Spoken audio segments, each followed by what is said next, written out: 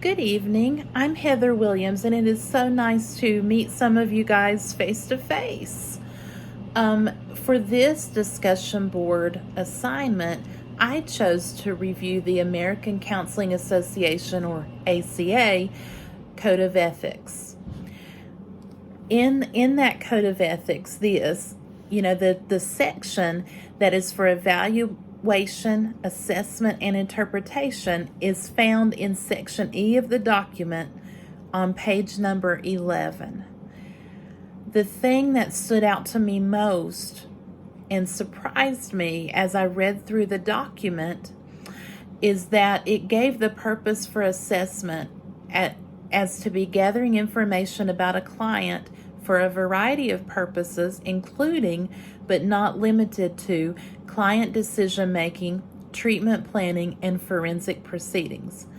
Now, I always think about using assessment for treatment planning and decision making, but I've really not given much thought to using it for forensic proceedings.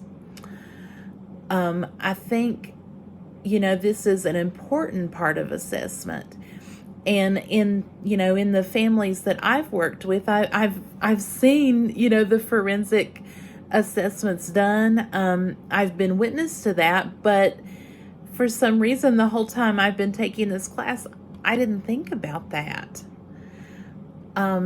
So this forensic assessment part could actually make a huge difference in the outcome of a court case for a client, or even if something has, happened to the client and someone is being taken to court, for something against the client.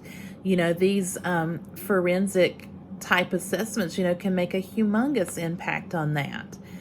And I guess I just didn't think about the importance of that.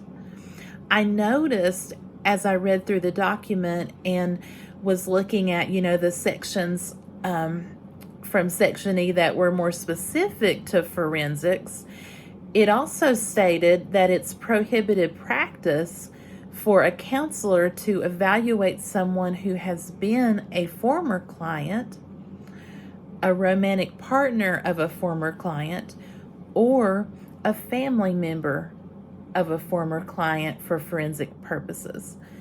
After I read that, I kind of sat and pondered and thought about that.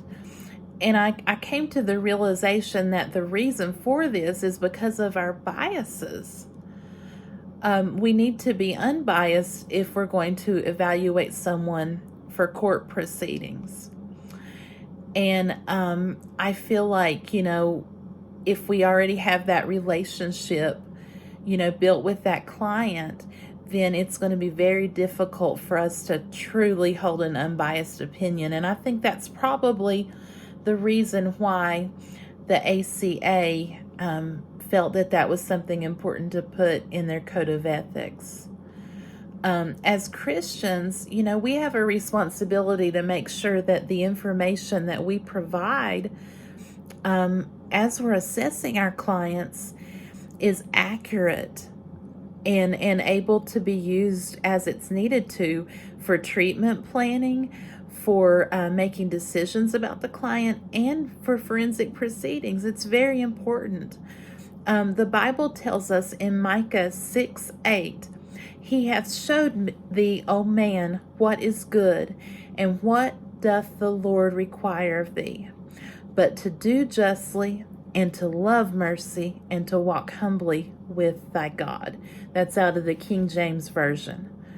So I feel like if we are doing a true, assessment, and we are being realistic with it, we are telling the truth, and we are doing our best job, we're going to fit into that. We're going to do justly. We're going to love mercy, and we're going to be able to walk humbly.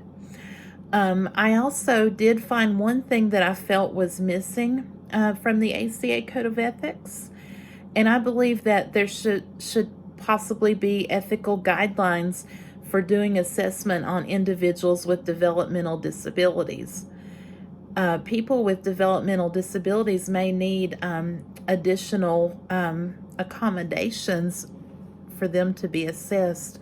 So maybe there needs to be some guidelines in there for counselors when they're working with that population.